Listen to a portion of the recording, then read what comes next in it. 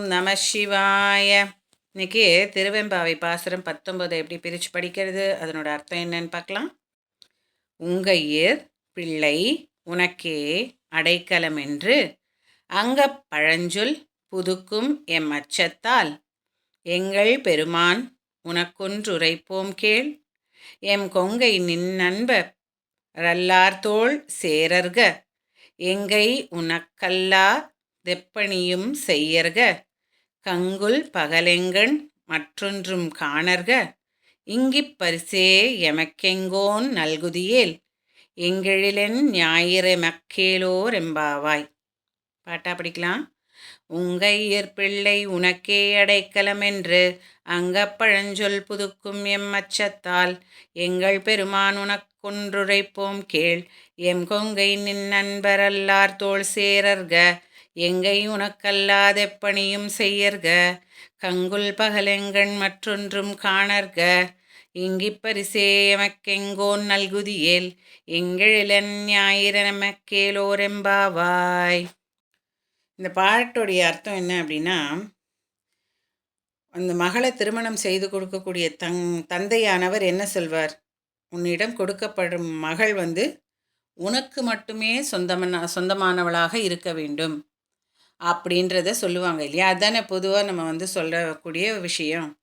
அதே மாதிரி தான் நாங்களும் உங்ககிட்ட விண்ணப்பிக்கிறோம். யார்கிட்ட? சிவபெருமான் கிட்ட விண்ணப்பிக்கிறதாக இந்த தோழிமார்கள் சொல்கிறாங்க. என்னன்னு சொல்கிறாங்கன்னா, எங்களை கல்யாணம் பண்ணிக்கக்கூடிய மாப்பிள்ளையானவர் ஒரு சிவனடியாராக இருக்க வேண்டும். அதாவது உங்களை மட்டுமே துதிக்கக்கூடிய ஒரு சிவனடியாராக இருக்கணும் அப்படின்ட்டு நாங்கள் விண்ணப்பிக்கிறோம். அதே மாதிரி எங்களுடைய கைகள் உங்களுக்கு தான் பணி செய்து கிடக்கணும் அப்படின்னு நாங்கள் நினைக்கிறோம். அப்போ அதை அனுமதிக்கக்கூடியவராகவும் அவர் இருக்க வேண்டும். உனக்கு தொண்டு செய்யும் பொழுது, உனக்கு பணிவிடை செய்யும் பொழுது அதை ஏற்றுக்கொள்ளும் ஒரு கணவராக இருக்க வேண்டும். எங்களுக்கு எப்படின்னா, எங்களுடைய பார்வையில் உங்கள் அந்த சிவபெருமானை தொழுகின்ற பணி செய்கின்ற அந்த ஆளாகத்தான் எங்கள் பார்வையிலே தெரிய வேண்டும். மற்றல்லாதவர்கள் எங்களுக்கு தெரியவே கூடாது. பிற தீமைகள் எதுவுமே எங்களுடைய பார்வைகளில் வரக்கூடாது. அப்படி ஒரு பரிசை எங்களுக்கு ஆசீர்வாதம் பண்ணுங்க. உங்களையே துதிச்சுக்கிட்டு உங்களுக்கு சேவை செய்யக்கூடிய எங்களை ஏற்றுக்கிற ஒரு மணவாளனை எங்களுக்கு கொடுங்க அப்படின்ட்டு விண்ணப்பிக்கிறாங்க சிவபெருமான் கிட்ட. அந்த மாதிரி ஒரு பரிசு எங்களுக்கு கிடைச்சா, சூரியன் எங்கே உதிச்சா எங்களுக்கு என்னமோ ஆயிட்டு போகுது அப்படிங்கிற மாதிரி சொல்கிறாங்க. அப்போது எதை பற்றியும் எங்களுக்கு கவலை இல்லை அப்படிங்கிறது தானே அர்த்தம். சூரியன் எங்கே உதிச்சா என்னென்ன, சூரியன் தான் பிரதானமே. ஸோ அதுவே எங்கே உதிச்சா எங்களுக்கு என்ன, நாங்கள் எங்கள் கணவரோட நாங்கள் சந்தோஷமாக வாழ போகிறோம், அந்த ஒரு வரத்தை கொடுங்க அப்படின்னு கேட்குறது தான் இந்த பாசுரத்துடைய அர்த்தம். இதனுடைய வரியான அர்த்தங்களை பார்க்கலாம். உங்கையிற் பிள்ளை உனக்கே அடைக்கலம் என்று, உன் கையில் என் பிள்ளையை நான் கொடுக்கிறேன், நீதான் அடைக்கலம், அவளுக்கு நீ மட்டும்தான் அப்படின்னு ஒரு தந்தையானவர் சொல்கின்ற அந்த மொழியானது, அந்த வார்த்தையானது அங்கப்பழஞ்சொல். அது ஒரு பழமொழி இல்லையா. கல்யாணம் பண்ணி கொடுக்கும் பொழுது கணவர்கிட்ட மனைவியை ஒப்படைக்கும் போது, அதாவது தன் மகளை மாப்பிள்ளையிடம் ஒப்படைக்கும் பொழுது நீயே அவளுக்கு அடைக்கலம் சொல்லி கொடுக்கறது ஒரு பழமொழி, ஒரு வழியாக வரக்கூடிய ஒரு மொழி. அங்கப்பழஞ்சொல் புதுக்குமே அச்சத்தால் எங்கள் பெருமான் உனக்கொன்று உரைப்போம் கேள். அது அந்த மாதிரியான அந்த பழஞ்சொல் இருக்கு இல்லையா. அதே மாதிரி நாங்களும் எங்களுடைய பெருமானான சிவபெருமான் உனக்கு நாங்கள் ஒன்று உரைப்போம், அதை கேள் அப்படின்னு சொல்லி சொல்கிறாங்க.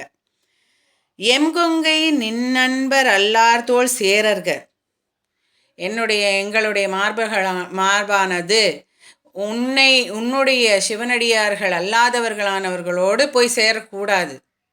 அதாவது எங்களை தழுவுகின்ற கைகளானது சிவபெருமானை துதிக்கின்ற, சிவபெருமானை வணங்குகின்ற ஒரு ஆளாக இருக்க வேண்டும். எம் கொங்கை நின்னன்பர் அல்லார் தோள் சேரர்க. அவங்க தோள் அல்லாமல் வேறு, சிவனடியாருடைய தோள் அல்லாமல் வேறு எந்த தோளும் சேரக்கூடாது. எங்கை உனக்கல்லாது எப்படியும் செய்யர்க. எங்கள் கைகளானது உனக்கு அல்லாதவர்கள், அதாவது உன்னை துதிக்காதவர்களுக்காக எங்களுடைய கைகள் பணி செய்யக்கூடாது அப்படின்னு எப்பணியும் செய்யர்க. எதை செய்யக்கூடாது அப்படின்னு அர்த்தம். கங்குல் பகலெங்கண் மற்றொன்றும் காணர்க. பிரம்மனும் பெருமாளும் கூட பார்க்க முடியாத அந்த அடிமுடி தரிசனத்தை நாங்கள் பார்க்கக்கூடிய பாக்கியத்தை கொடுத்துருக்கிற எங்களுக்கு அந்த சிவபெருமான் கொடுத்துருக்காரு. ஸோ அந்த சிவபெருமானுடைய பாதங்களை நாங்கள் போற்றுகின்றோம்.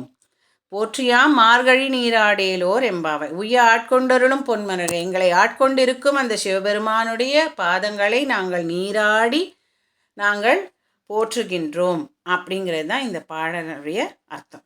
இன்னொரு தடவை இதை பார்க்கலாமா? போற்றி அருளுக நின் ஆதியாம் பாதமலர், போற்றி அருளுக நின் நந்தமாம் செந்தளர்கள், போற்றி எல்லா உயிர்க்கும் தோற்றமாம் பொற்பாதம், போற்றி எல்லா உயிர்க்கும் போகமாம் பூங்கழல்கள், போற்றி எல்லா உயிர்க்கும் ஈராமிணையடிகள், போற்றிமால் நான் முகரும் காணாத புண்டரிகம், போற்றியாம் உய்ய ஆட்கொண்டருளும் பொன்மலர்கள், போற்றியாம் மார்கழி நீராடேலோரெம்பாவாய். இந்த பாசுரம் உங்களுக்கு புரிஞ்சிருக்குன்னு நினைக்கிறேன். அடுத்ததில் திருப்பள்ளி எழுச்சியை பற்றி பார்க்கலாம்.